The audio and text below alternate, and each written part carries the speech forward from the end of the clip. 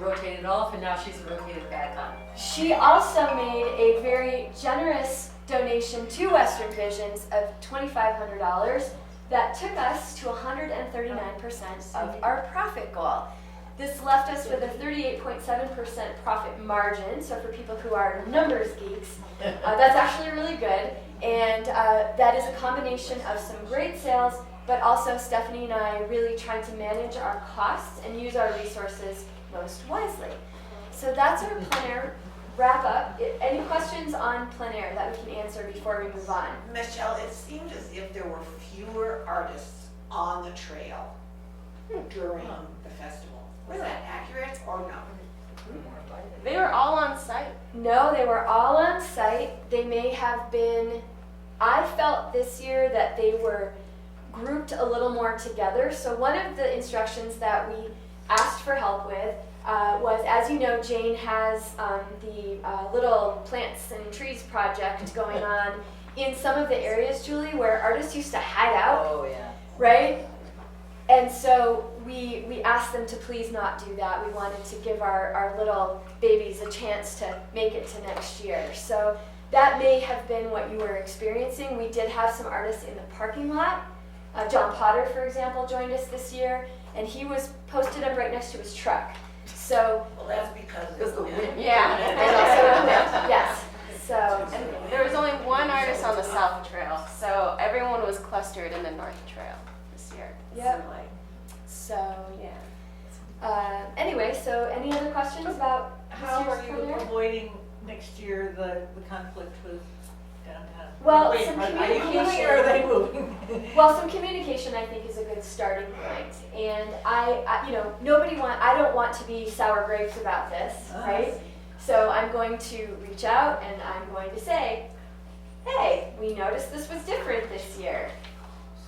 Not sure why, but we noticed it's different. We'd like to not have that happen.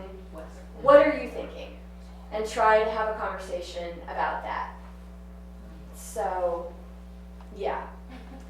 Yeah. I'm sure they knew that they were putting their event on our weekend, but I don't think I don't think that there was any malice in that. It very well may be based on availability of space for them at the center, which is booked out far in advance for lots of events.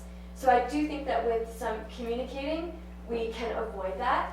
And if that means we have to shift off our traditional weekend, I'm not afraid to do that. I would rather have us have more success and more guests. I don't know how much of our lower attendance was due to that, but I think it's wise to keep that in mind for next year. So, and are you okay if I go a couple minutes over? Yeah, please. Okay, great. We have a friend. Okay, all right. So the other project that Stephanie and I are responsible for, as I think everyone in the room knows, is we oversee Western Visions. Last year was our first year. We had a lot of successes. We also learned some things that maybe we could do better. And then we are also, of course, always tasked with bringing new components to the event each year. Sometimes that makes it hard for volunteers and patrons to keep track of it because it's never the same thing 2 years in a row. And that's true this year as well. So for this year, a couple of pertinent dates that I thought you would be interested in. Our exhibit will be opening here at the museum from Saturday, September 10th through Sunday, October 2nd. And this year we will be utilizing 3 galleries, the King, Bison, and Changing Visions. So last year, you may remember, we only used Changing Visions and Bison because we had the Andy Warhols and the Ai Weiweis in the King Gallery. We don't have that this year, and so we have a little bit more space to work with. We will be having our artist panel on Wednesday, September 14th at 1 o'clock. You will notice that is a day earlier than it traditionally is, and it's a little bit earlier than it traditionally is as far as the time of day. That evening, not on the calendar here, is an artist-only reunion reception. We did that last year. It was very well received by the artists because it gave them a chance to reconnect with their peers, people they had not seen for a long time, without the pressure of buyers or patrons standing over them. It just allowed them to be regular people interacting with their friends and their colleagues. So we will be doing that again this year, even though that's not on this agenda. And then our big evening show and sale, our traditional celebratory event, will be Thursday, September 15th. Our doors will open at 5, and our new component, we have a live auction that will be taking place at 6 o'clock. We will also have our traditional intent to purchase format. Those of you who are in the room will remember, and went last year, will remember that we went away from boxes on the wall, and we did a digital version of being able to enter the drawings for each artwork. It really served us well because there was no contact during COVID, and it allowed us to really be very efficient with managing the drawing for intent to purchase through an electronic randomizer. So kind of like if you've ever played bingo electronically, it's very rare that they do the big tumbler with the bingo balls anymore. Oftentimes it's just they press a button and the bingo numbers show up on the screen. Kind of what we do with this. And then those entries will end at 7:45. We'll announce the winners at 8 o'clock, and we'll roll right into an after-party dessert celebration in honor of our 35th anniversary. So those are a couple of things that look a little different on the agenda. So as I mentioned, this year we have some new things. The live auction, which is 34 artists with one piece each. And then we have our traditional intent to purchase. We think we will come in at about 140. Sometimes those folks drop out, so that's why it's not a firm number. But overall, we're looking at about 175 pieces that will be available for this year. It's my understanding that if you take out a sketch component, that is the most number of artists that we've had at 175. So we're proud to offer that. Like last year, those intent to purchase works are in a small format. Once again, that was very well received by artists, by patrons. They are a maximum of 320 square inches, and any sculpture that falls in the intent to purchase category has a maximum dimension of 18 inches. Those figures don't include a frame or a base. By contrast, the live auction pieces do not have any size constraints. We do have some small pieces. Both Tucker Smith and Thomas Aquinas Daly are giving us pieces that are roughly 10 by 14. But we also have a piece that is taller than Stephanie. So we do have, our largest piece measures 60 inches tall by 48 inches wide.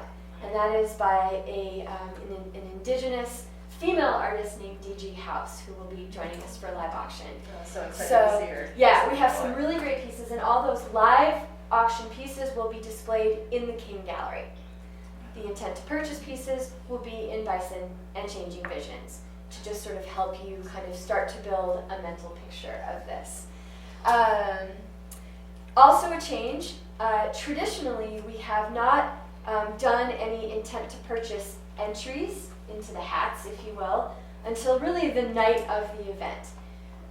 That is not serving us anymore, and we want to capitalize on the enthusiasm that our visitors are showing when they're here in the days leading up to September 5th. So starting this year, we will be taking intent to purchase entries into those hats starting on, when we start ticket sales, which I think is going to be August 1st, but we'll see. So we're really hoping to capitalize on the enthusiasm in the moment instead of making people wait. And I'm sure volunteers who have worked those galleries have shared with us that this person really loves this piece right now.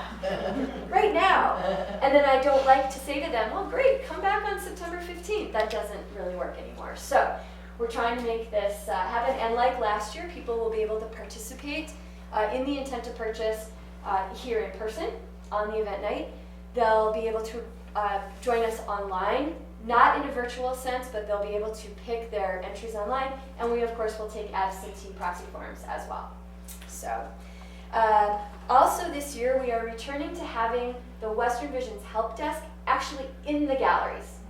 Last year that was not possible. This year we are doing that. So we will be with a help desk in the gallery all the way from September 10th to October 2nd. And then I mentioned that after party dessert reception. So how can you help us? We love it when you help us. the gallery guides, the People's Choice Award ambassadorships that you offer when you're in the gallery, I think last year it was something crazy that Barb tallied, something like 1,600 votes you guys managed to get in the course of 5 days for us. We are always looking for that. I'm hoping Bobby will maybe want to be our overall coordinator again this year, but that we will need assistance with that from the 10th of September through the 15th. We always love your help in promoting the event itself, encouraging ticket purchases, encouraging people to get their entries in or make bids on the live auction pieces. We will need some volunteer help, of course, on the event night, which is September 15th. And then after the event, it's so helpful to have you promoting sale of the post-event pieces. So as everyone knows, not all of our pieces sell on the night of the big event, and having people there to encourage purchases. When you see that person zoning in on something that's still available, to step up and talk it up, and I think that really can be the tipping point in making somebody really commit to a purchase for us. So lots of ways that you can help us. All right, and so I thought you might enjoy seeing some of the artwork pieces that we have this year. So this is a link, and this email address is very relevant. That website address, wildlife. Oh, sorry. Let me get back. It's wildlifeartevents.org. That takes us to a unique site that is dedicated specifically to Western Visions. This is not the same thing as the museum website. And, oops, It's just really big on the presentation. it is really big on the presentation. Don't know how to get out of it. Maybe go to slide view instead of, like the presentation view instead of the slide view. No, this is the website, so I'm trying to. Right. Okay, well, regardless, this will not look quite so large when you look at it on your laptop. For some reason, we're getting a lot of it on the screen here. But this is the Western Visions website, and I know it's easier to see when you look at it. But at the top, in the upper right-hand corner, there is a tab for the gallery. Upper right-hand corner, or you can go over there in itty-bitty print for you right now. It says View the Art. Tell us again what the website is. wildlifeartevents.org. Okay, thank you. You're welcome. And so this is a gallery, and maybe what we'll end up doing, Steph, is we'll This just, looks so funny on your computer. it's okay. So Steph, I think what we'll do, Hold on, let me just get out of this. No, oh yeah, and then of course there's a thank you to you as well. But it's really tiny. I don't know why. Sort of see them. I don't know. so when you go to the website, you will be able to see. So I don't know anything about it. You'll be able to see the gallery. It is thumbnail images to start, and I'm not sure why it's doing this on this screen. It doesn't look like this on your laptop. And so it's thumbnail images to start with lot numbers, and then if you click into a piece that you might be interested in, again, I'm not sure why it looks like this here in our presentation view, but it will show you a larger image of the pieces, and it will give you right next to it at the top the detail of what this is. So this is lot 26. The title is Camille. This is by Dan Ostermiller. It's a bronze edition of 12, and it measures 57 inches high by 34 by 32. So again, probably taller than Stephanie when we get in there. And I apologize for how this is showing up on this screen here in the presentation, but you can get an idea. And then you can see the live auction versus the other pieces too. There's a little banner across So the top. first 34 lots, 1 through 34, are the live auction pieces. They are listed instead of a price with an estimate range. This is what the auctioneer uses to initiate the bidding, and it's sort of a marker to any prospective purchasers where we would expect the final hammer price to fall. However, hopefully it will be above that. Oh, that's good stuff. Nice job. So there's more on either side, but she's just trying to zoom in so that you can see some of these. So here's the Big Bear piece by D.G. House that's 60 inches high. I would like to point out that we have a Tom Gillian piece in our live auction. For those of you who are following Tom Gillian, he is a gentleman in his 80s who is literally at the top of his career and on an upward trajectory right now, which I think is really fabulous for him to achieve that at that point in his career. It's okay. Do you guys have another meeting at 10:30? I okay, but that's okay. Thank you. So please join this website. Please take some time to look at these because today is July 20th. And the gallery doesn't open until September 10th, but this will allow you to get a really good view at all of these artworks. Yeah, can you make it just a little so you're maybe just showing the center? Yeah, and that's fine. I know this is just the center screenshot, but you can kind of get an idea what some of these are like. A lot of our favorite artists are returning. We also have about 35 new artists, some young guns that are going to come out hot for us. Okay, so to wrap up, any questions that I can answer for you? Yeah. Michelle Lynn Whalen, on the live auction, Yes. are the pieces going to be walked into the gallery? So No. the patrons will walk into. So the The pieces gallery? will be on display in the gallery. The live auction will take place in the auditorium with images projected on the screen. But the pieces will have been up. People will have been able to physically view them. So it will be projected images on the screen. We have the same auctioneer that does the Scottsdale Art Auction and the Jackson Hole Art Auction that will be facilitating that for us. So a very high quality, well-known Okay, auctioneer. so food and drink during the live auction? You can bring beverage into the theater, but there will be no food into the auditorium. Okay, food and beverage before the live auction? Doors will open at 5. Food and beverage will be available starting at that time, and food and beverage service will continue through 7:45. And then beverage and dessert will continue after for the after party. Okay, so volunteers are not probably going to be needed to move artwork or anything like that? That's correct. There will be no volunteers needed nor curatorial assistance to move any of the artworks. Okay. Yep, Thank you. good questions. Thank you. Anything else that I can answer about Western Visions? All right, well, I hope this gets you a little bit excited. We would really love your involvement during this event. It's critical to the success, as is your involvement with everything. So please jump on this at your convenience and check out our artworks, and we will be connecting probably within, I would say, within 3 weeks or so for some open volunteer positions that we'll be looking to fill. So thank you so much.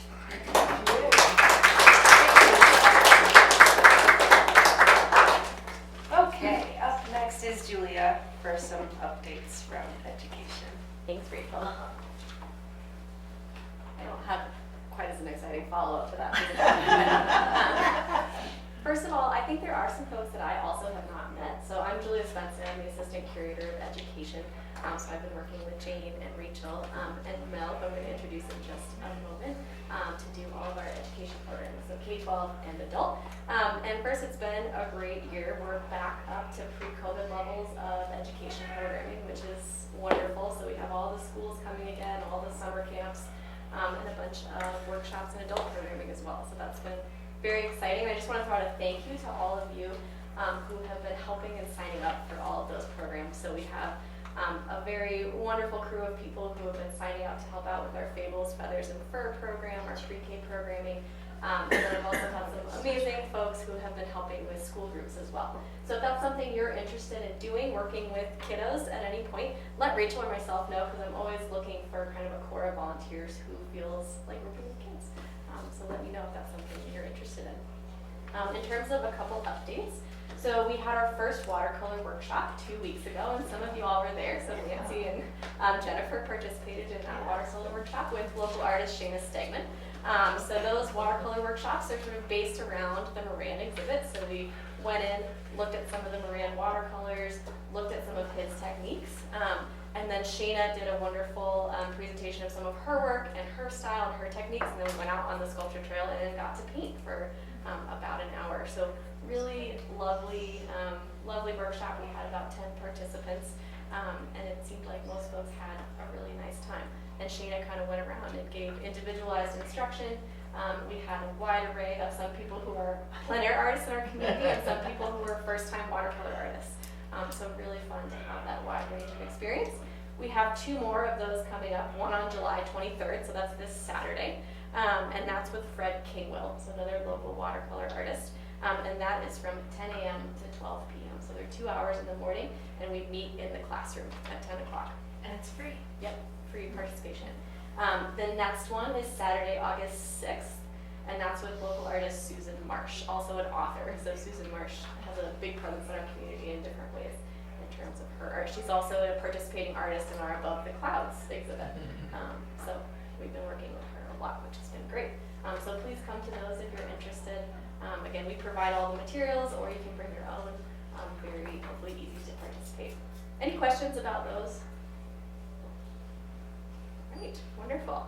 We also have 2 more Make It Wild, I guess, classes in our series. So for those of you that don't know, that's an online art making series that we do usually over the winter with local artists as well. So they essentially come in, they provide instruction on their art form, and do a demonstration that people can either follow along or watch in the recording a little bit later. And that's going to be with Ben Walter on August 16th and Greta Gretzinger on August 23rd. We're really excited about that one. Greta's going to talk specifically about mural painting. So if that's something you're interested in learning about or knowing more about, I think that will be a really cool and unique Make It Wild episode. A couple other updates. So our botanical tour is live on our app, so you can listen to the audio tour about the Greater Yellowstone Botanical Tour. So those app stops are up. You'll see the little signs out on the sculpture trail, and that'll give you some great background on the individual plants, the ecosystem, and just some sort of more general idea about the plants in the Greater Yellowstone and how they influence animals and interact in that space. We had a docent training, I believe that was last week, on the Greater Yellowstone Botanical Tour with Trevor Bloom, who, if you don't know, works for the Nature Conservancy and has been our primary partner on getting the Greater Yellowstone Botanical Tour up and running and planted on the sculpture trail. So we do have lots of things actually blooming now, which is really exciting. So I encourage you all to get out there and look around. We did have an opening event 2 weeks ago, which was really successful. We had about 60 people out there taking tours, learning about the botanical tour and out on the sculpture trail, so that was really exciting. We have another docent training on August 18th, and I believe that is going to be at 11 o'clock out on the sculpture trail again with Trevor Bloom.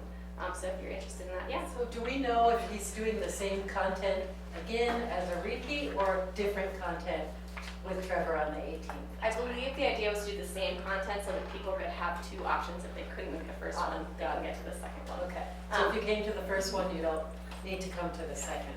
Yes, correct.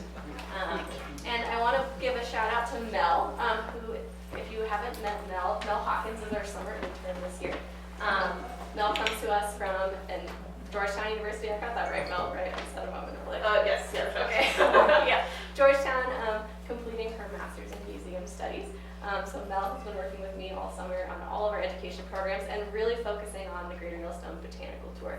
So working on thinking about how we integrate that with our sculpture trail, how it really becomes part of our museum collection here.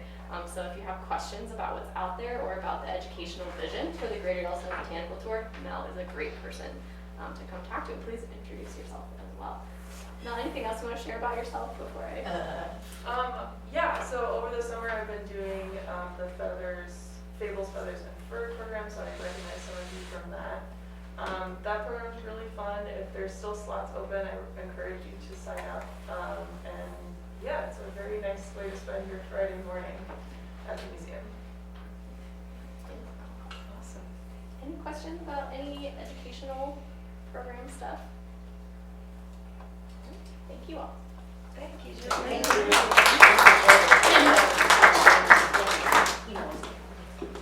Okay, so the next thing that I wanted to spend some time on is reviewing Volgistics VicNet with everybody. I know a lot of you are fairly comfortable using it. A lot of you still are not comfortable with it.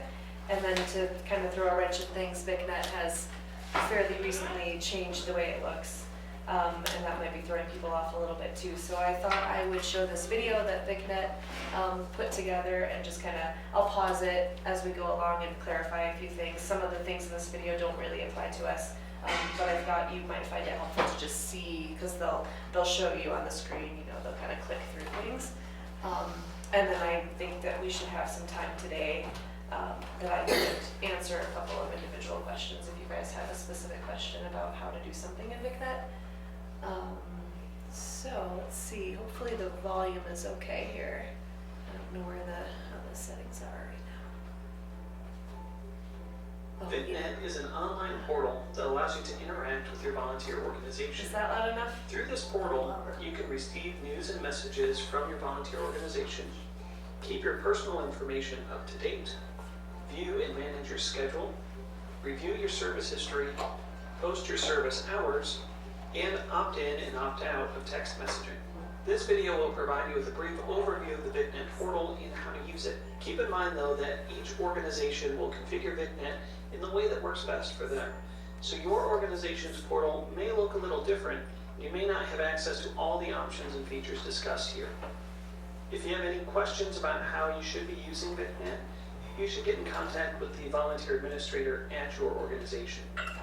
Your organization may have sent you a link to their volunteer portal, and many organizations include links to VicNet on their websites. So that's However, what if you're I not do. able to find the portal, you'll need to contact the volunteer manager doesn't at your work organization, and they should be able to direct you. Once you get to the VicNet login page, it should look something like this. If you see a field to enter, Okay, so the way that I've done it is I've put, there is a printout on the tables too. So you can refer to that too as I go through this, just a kind of a simple, there's a pile of, yeah, there you go. No? There's two Right here. Here's two extra. There we go. So you can have that one. There There you go. I didn't want any. This is just a really simple one pager here. There you go. Okay. So the options that I've given for you guys to access VicNet is a direct link through our museum website on the volunteer page, which I will show you once this video is done. There's also a direct link. Every time I send you an email, I just put it right in the signature at the bottom where it says my name and my title. There's a link there that says log into VicNet. You can click that. The third option is to log in from the volunteer office, from the iPad or the computer that's in there. So those are kind of the three ways to access VicNet. enter your account number on the login page you're viewing. Yeah, if you see If this you are page, at you're on the wrong. location, If you go to volunteers logistics.com, log in that's at where the I log in. login page at logistics.com. Only volunteer managers use that login page. As a volunteer, you'll need to log into the VicNet portal for your specific organization. If Might be easiest not to just show you now. So what I'm talking about with my signature is if you get an email from me, it'd be nice to be able to zoom in, but it's not letting me. So an email would look, like this is my signature.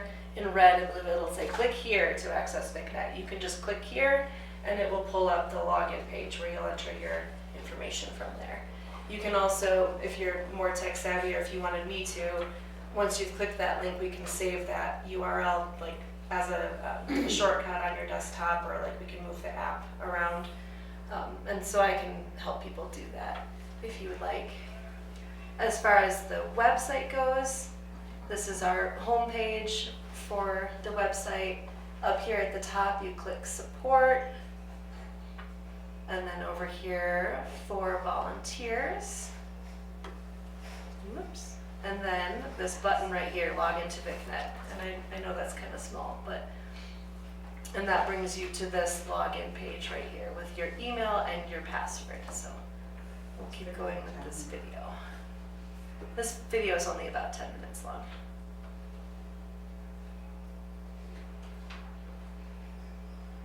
you cannot find the VicNet login page, you'll need to contact someone there for help or more information. Each organization has a unique login page, so the logistics support team won't be able to help you out. Now, once you've found the correct login page, you can access the portal by entering your email address and password. If your volunteer organization provided you with a temporary password, sent you a link to set your own password, or had you set a password on your application, you'll need to use that password to log in. So what it's telling us is that the email address that you use has to match the one that I have on file for you. So if you have 2 email addresses and you're having trouble logging in, try the other email address.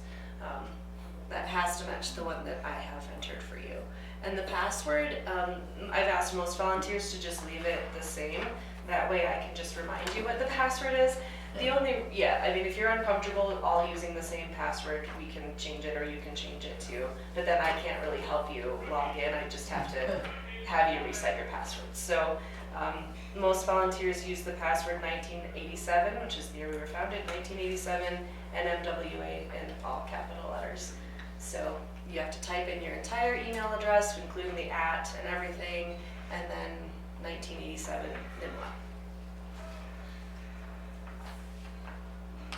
If you do not have a password yet or don't remember your password, you can set a new one by clicking Password Reset, entering your email address, and clicking Send Reset Link.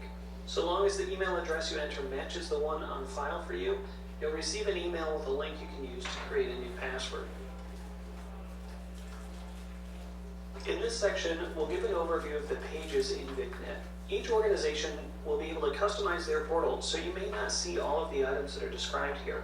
However, this should give you a general idea of what you'll see and how to use each page. So what I do on our page is I have the little sort of news section where I put links to our volunteer newsletter that are done now quarterly, generally speaking. I put volunteer training information. I put our volunteer calendar, like a monthly volunteer calendar links, things like that. Any updates from the museum as far as our hours and things like that will go on that homepage. If you're accessing the portal from a desktop or laptop computer, the navigation options will appear as buttons along the top of the portal. If you're accessing the portal using a mobile device, the navigation options will appear as a menu in the top left. Quick tip, if you have 2 or more family members that use the same email address, or you may have a volunteer record and a coordinator record with the same email address, you can switch between records without exiting and logging back in, as long as the email address and the passwords on the records match exactly. To switch records, just click on the profile in the top right corner, choose Switch Users, and select the other one. This provides a quick way to switch back and forth. So I doubt that this will apply to any volunteers, but it does to staff, which I don't have a ton of here today. I don't think I have any coordinators. Jane, I think, is a coordinator. So that would be something for you to keep in mind too. There are times when you may want to log in as a volunteer, as yourself, or other times when you want to log in as a coordinator. So that's nice to know that you can switch easily like that. The first page you see when you log in is the home page. Your volunteer administrator may use this page to keep you up to date on events that are happening at your organization, provide you with access to forms or other documents, or offer other kinds of information. Your volunteer manager will be able to send you messages within VicNet called VicMail messages. Okay, so I don't use VicMail. I find it's just too cumbersome to have email and this other mail system. Since we rely so heavily on email, that's still going to be the main source of information from me. Communication all happens through your regular email.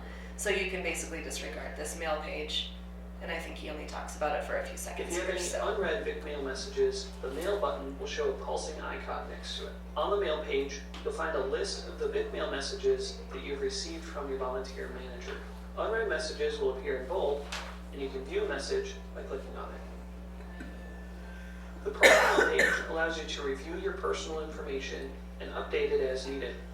Your information will be organized into collapsible sections, and you can collapse or expand those sections by clicking on the section heading. So that's Depending on how important to your show us volunteer that they organization collapse. has configured the fields on this page. Some fields may be required, other fields may be read-only, which means you will only be able to see them, but not edit them. Required fields will appear with an asterisk next to their name, and read-only fields will be grayed out. If you make any changes to your profile information, remember to click the Save button at the bottom. On the Schedule page, you'll be able to view your schedule, and if your organization allows, you'll be able to sign up for and remove yourself from shifts.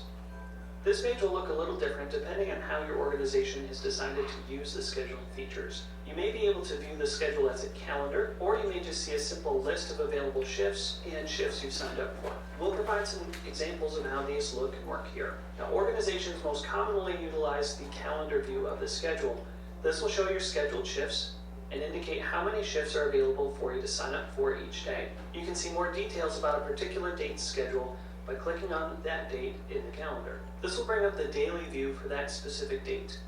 Each of the shifts on that date will be displayed as color blocks, covering their designated time period. The color of each block will indicate whether it's a shift you've been scheduled for, a shift another volunteer has been scheduled for, or a shift that is available for you to sign up. In addition to the month and day views, you can view the schedule in a weekly or agendaed format. Both of these options show the whole week of the schedule at one time, but do so in different ways. The week view will look similar to the day view, but will show multiple days at once.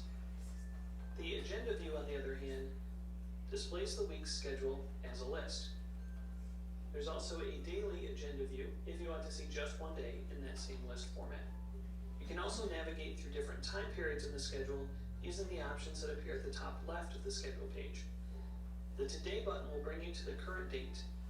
The left and right arrow icons will navigate to the previous or next month, week, or day, depending on which view of the schedule you're using. And if you'd like to navigate to a specific date, you can click the calendar icon and select it here from the date selection tool. If your organization allows you to schedule yourself, you'll be able to sign up for shifts on the week, day, or agenda views. To do this, click on an open shift you'd like to sign up for.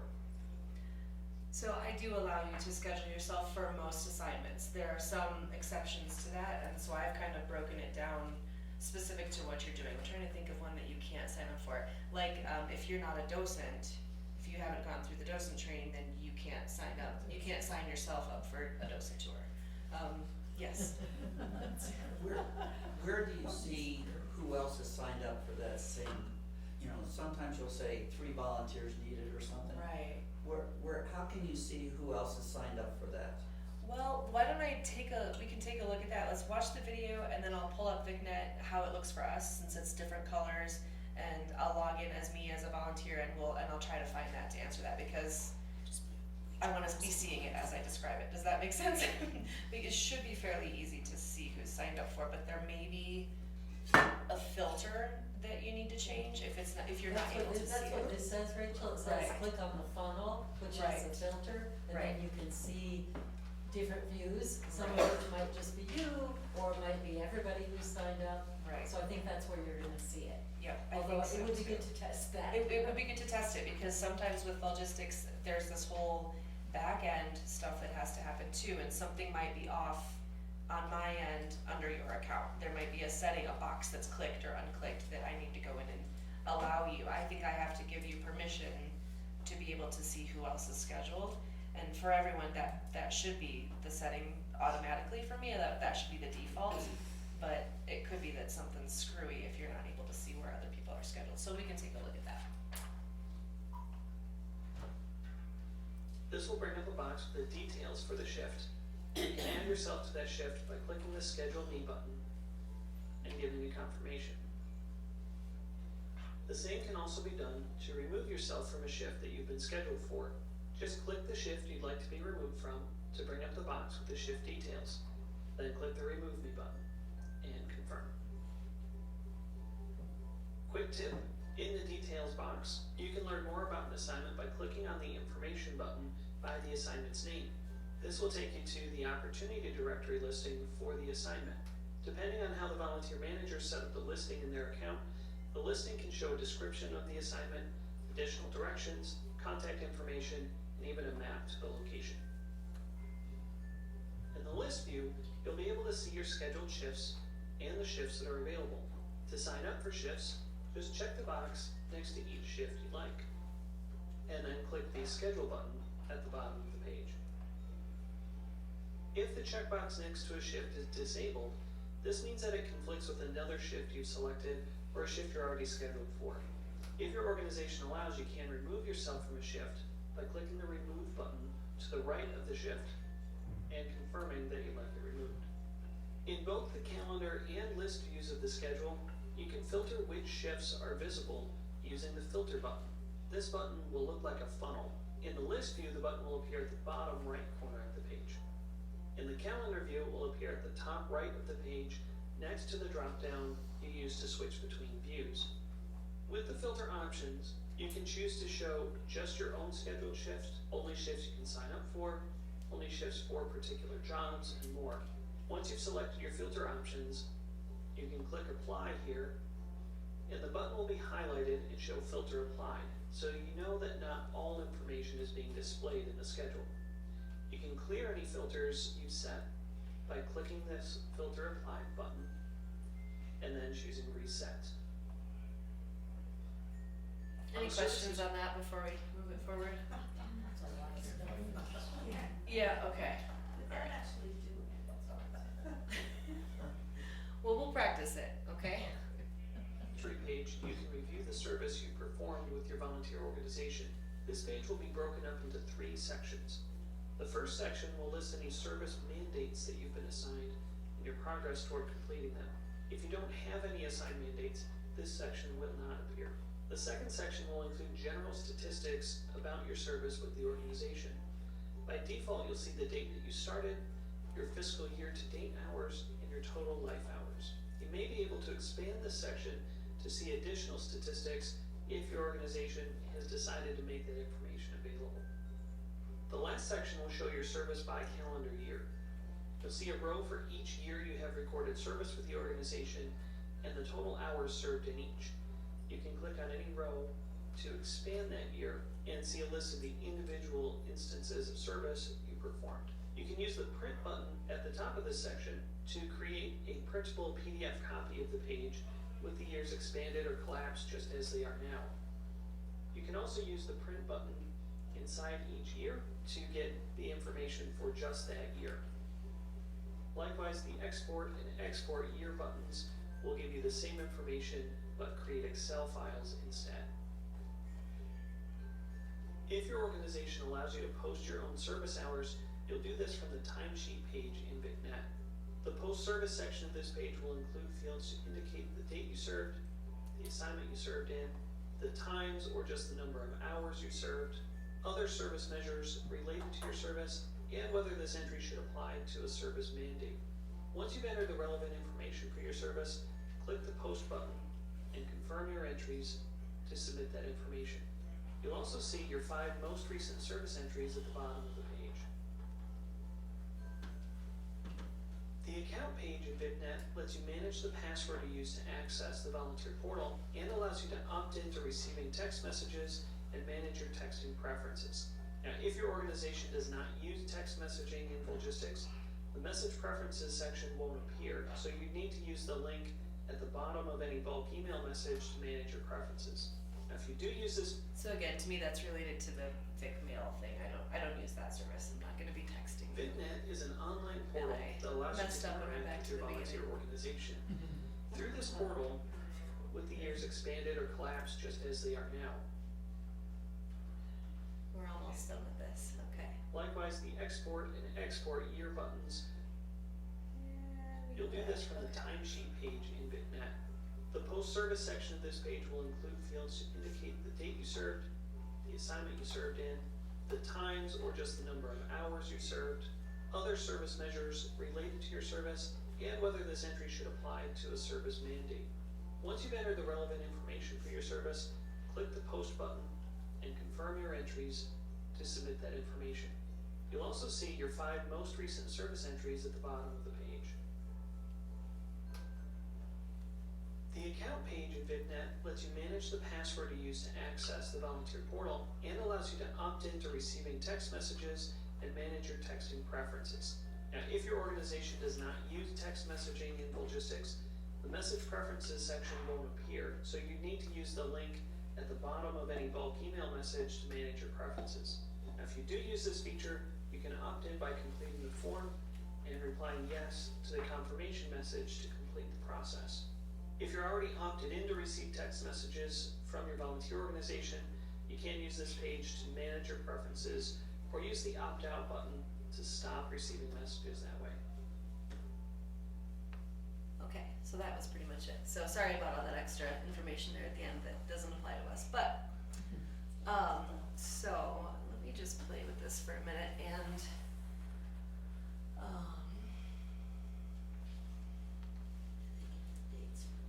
trying to think now, actually, I'm gonna be super confusing and do it from here. So this is what I see on the back end here, so bear with me while I just pull up somebody to play with. Oh, that's letting me zoom, that's nice. Okay, so this is what it looks like for us. So like the video said, I can customize things a lot. There's more that I could learn about this program, so I'm not an expert with it, but here are, as it mentioned, the tabs across the top here. Really the only things that you're ever gonna worry about for the most part are maybe profile if you need to change your phone number or your address, the schedule page, and the timesheet page. So let's see how this works for me. The schedule page, you've got the today button there. You can go right to today, right? Does it take you? See in the video he clicked today and it pulled up today, and for me it doesn't. That's great. Today I know is the 20th. We can click there and it shows us today. I think that a lot of people might, I don't want to speak for everybody, but might prefer this list view. I feel like sometimes the calendar is a lot to look at. It kind of depends on what you're trying to do, but you may find that this looks better for you. You can, there's this pick a specific date. Here's just kind of toggling through. Here's that filter button thing. It took me a long time to realize that that was a funnel. I didn't know what that was. So here's where you can filter things. So like you mentioned, Steve, you're wanting to see other volunteers. So this is openings that are available to anyone, right? To you, to other people. This is things you're already scheduled for, and this is what's everybody else doing. You can choose the assignments. So you can put all assignments, or you can look specifically what other docents are signed up today. So let's maybe look for what other docents are, okay, so nobody, which isn't true because I know there's a couple. Oh, we're on Saturday. I thought I was on today. I got lost. So this is showing us that Lori Bay is here for a tour at 10:30, Jane Malashak for a tour at 10:30, and Lynn Whalen for later this afternoon. And you should be able to, toggle through the, let's see, how do I get back to the calendar view? Agenda, okay, so this part, this is where you can choose agenda day, agenda week, that's that list view. You can look at the day, the week, or the month. So if we look at the month, then it's gonna give us a calendar, and it says filter applied. See, I haven't played with this all that much. Docent tours, so that should be showing us something, right? I guess you have to click on the individual days. Right? Because it doesn't show me on that calendar. So that's why there's a little bit of a learning curve with this. You kind of have to just click around with it and don't be scared of it, because you're not gonna, clicking on things isn't gonna break it, You're not gonna do something that can't be undone.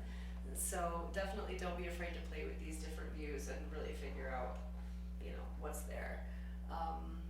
Even with your, posting your hours and things like that, if you accidentally make a mistake there, it's really easy to fix. Week agenda. So this is showing us, July, and then you can kind of scroll down. So if we change the filters again to look for openings. And we'll just do all assignments. And then keep scrolling down, apply. So this is showing us back to last Sunday, because that, I guess the week starts on Sunday, so today's Wednesday. So this is showing us that if you wanted to stay after the meeting and work at a visitor's choice voting assistant in the galleries and help people, encourage people to vote for their favorite piece in the gallery, it says open when more needed, right?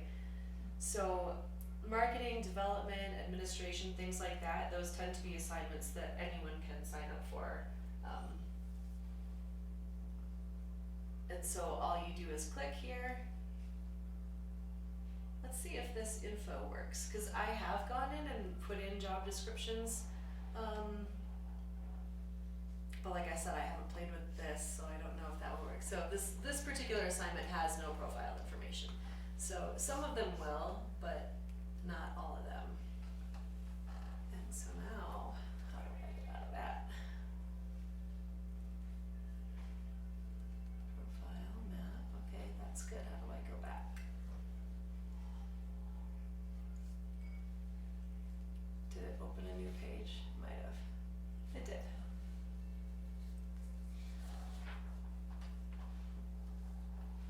So this is where you would click schedule me if you wanted to. So yeah, this is today from 11 to 12:30, schedule me. It'll say, are you sure you want to schedule here? You click yes again. And then it shows me, oh, see it didn't, because I don't have that filter clicked. Right, if I apply that filter for my scheduled items, then it will show me apply. For today, it says you. And then if you want to, if you change your mind and go, oh wait, no, I have an appointment at that time, I'm in a meeting, remove me. Are you sure you want to be removed? Yes. Booyah. So it says open here, open, and then the other people's names. Does that make sense? Mm-hmm. Once you get used to this, it really isn't hard. But I recognize there's a learning curve, and sometimes there's just little things that I need to go in and fix. So what questions, what things do other people struggle with in here, struggling to find or do? Bill, what's your biggest complaint? Is it logging in? I can't find the filter you're using. Can't find the filter, okay. Computer, I could put bones back together, no problem. This is a broken, no, I'm not very smart. I'm with him. Right, yes, Okay, Rachel, yeah, there's old VicNet and new Vic. right, Okay, so let's get that settled first. yeah, we can do that, So old VicNet, I can get on, okay, new VicNet, no. It Really? doesn't Okay. matter, I put in my old email, my new email, I can do it, nothing, so I don't use new Okay. VicNet, and I continue to just use old VicNet. so you can, yes, I don't know when VicNet is, when Logistics is gonna say, okay, that old version's officially donezo, cause eventually that will happen, but for now, they have both options available. So to me, the new version, I think is easier to read, and I like it that you can use the back button now on the browser. Whereas if you do that in the old version and you accidentally click the back button, it kicks you out of the whole thing and you have to log in. That's kind of annoying because I'm so used to using that back button. So on the old version, you have to just, to move around, instead of going back, you just click on the different tabs. Yeah, I mean, it just says calendar view there, and you just go back to calendar. Right. Just one thing on it, and this is just old VicNet, Uh-huh. not new VicNet, Uh-huh. but this voting thing for choice, Mm-hmm. okay, if you opened up the calendar, it's on every single day. Right. And you have to click on every single day to Right. find out it's the exact same. Right, and so that's a good example of when it's really helpful to use that filter option, which I think exists in the old version too, I think. Well, you just go to DOSA and it clears it out. Right, you It's change looking for what all assignment the you're looking for. Yeah. Right, so yeah, sometimes it'll be full of information that you don't care about. If you don't wanna help with that administration, then you would you know, there's not a way to say I wanna see all except this one, you know? Which is kinda tricky, but you can click all of them except that one, like, you know, okay, these are all things that I care about, but I just don't wanna see this, or I don't wanna see marketing. You know, quarterly meeting, yeah, I know, I don't need that. This probably isn't, there aren't gonna be any openings for volunteer training in VicNet because I don't put them there. I didn't feel it was necessary, but say you just are looking for things in these assignments, you can check just those. Let's try that and see what happens. And I wanna go to the calendar view too, just because, like you said, you can't see anything, right? So that's kinda weird. There used to be like little help wanted bubbles, and so I don't know why that's not there. So basically it's gonna force you to use the agenda at that point and say, okay, now we're looking at today, here's something, these are all filled. Maybe we only wanna know what's open, right? Let's try this. So there are no openings today. Thursday, July 21st. Friday, did I not click Fables? Fables should have come up. Openings. Oh, see it cleared. Wait. Didn't I have 5 selected? 1.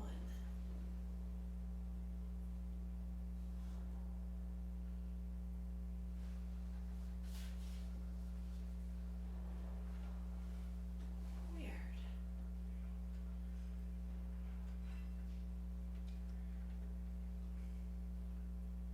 Openings. So you can see that it's also sometimes frustrating for me, so don't feel like you're the only ones who have problems, you know? Openings. Rachel, somebody might be signed up for Fables, that might, Oh, I bet you're right. yeah. That's why. Yeah, Well, yeah, that's it's like, reason. I think somebody's signed up for Fables, so there isn't an opening. Oh, That's there's exactly, no openings, that's yeah, it's exactly already why. filled. Yeah, I Yeah, think so that's- you're right, you're right. Yeah. Thank you for, Yeah, no problem, no problem. sometimes my brain is just mush. Okay, so let's try events, tours, tables.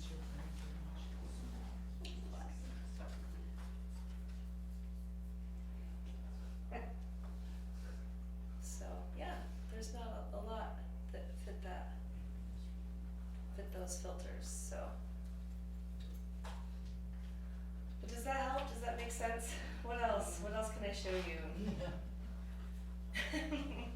I'm hoping that Madison will take some pictures for us, and I thought that while she was doing that, I could come around and kind of play with things in each person's account, if that would be helpful. She was out here a few minutes. Perfect, cause it's probably almost time for that. Victor, you'll still have the red book in the volunteer office, right? Theoretically, Martha, yeah, for a little while, but I know that they really wanna get away from that. Yeah, it's really, really challenging for the front desk. That's what you should say. What do they have to do with it if it's in the volunteer office? Well, it's at the front desk. I look at The front desk uses it to see what tours are coming today and who's signed up and things like that, but the problem happens when most people are using VicNet, but some people are using the book to sign up for tours. Then we run the risk of double booking them, right? We have a volunteer who signs up, Martha uses the red book and she signs up, and meanwhile, at the same time, somebody goes online and signs up for the tour, then we have problems. And that doesn't happen very often. I think, Martha, the important thing That's is, different than the ones that are always in the volunteer room then. yeah, so there's an hours sheet in there, yeah, so paper hours sheet. Yeah, So if this isn't working or for whatever reason you can't log into it, or it's frustrating the crap out of you, you can go in there and you can just write your hours down and I will enter them for you. yeah. That's not the ideal thing because that's extra work for me, but it only takes a couple minutes if only a couple of you are doing that. And that's a great backup if this is being weird.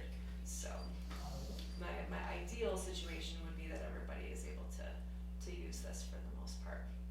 But it takes practice and it takes more training, so I wanna be available to help you with it, cause it isn't that hard once you play with it a little bit. So I think Madison's here. You wanna do some photos? Okay. So, I will come back to things that were really, okay, maybe just quickly, you all have an agenda here. There's a list of trainings and social stuff. This is pretty self-explanatory, so I don't think that I need to read all of this out loud. But some quick notes here. We do have a sculpture trail tour with Walter Hood on Thursday, which is tomorrow, at 11 a.m. and it's open to the public. So if you're here for that, that's great. I don't think I'll be recording his sculpture tour just because it's so tricky being outside. It's hard to hear and I don't know where we're moving and videoing that's gonna be really tough and I don't know how he feels about being videoed for that. But I do know that the event on Thursday night, we will be recording. So I'll make sure and share that with everybody. Jane's gonna do a curation and conservation over coffee event on July 28th at 9 a.m. in the auditorium. And then we have a training scheduled for Thursday, August 18th, also at 11 a.m. With Trevor and the Greater Yellowstone Botanical Tour, another sort of follow-up training on that. If you missed the one that we just did, you could join this one and they may share some additional information too, you never know. I don't know if it will be Trevor or someone else from his team, but it'll be good anyway. And just a note here that if you missed the sneak peek of Benar and Beyond, which was on June 3rd with Rox Corbett and Lainey, the video is finally uploaded to YouTube. Sorry that took me a really long time, but I got it uploaded yesterday, so check that out if you haven't seen it. Picnics and book club will keep going. Hiking, we're gonna keep going. The next hike is July 26th from String Lake to Lee Lake, meeting at 9 a.m. I'll send a reminder with a map of where to find that trailhead. Okay, I wanted to make sure to mention on the back table back here, there's the volunteer hospitality fund if anyone wants to drop a couple dollars in there. And also there's a card on the table for Lisa Fleischman, whose heart surgery is Monday. Yeah, big deal, she's going to Cleveland, she'll be there for a little while. So there is a card that I'll get sent out to her and we'll probably send some flowers too. I'm just trying to figure out where to send the flowers, so. And there's also a bucket back there if you wanna write a name for volunteer of the year and vote that way. If you haven't emailed me already your vote, you can just stick it in that little bowl with your vote.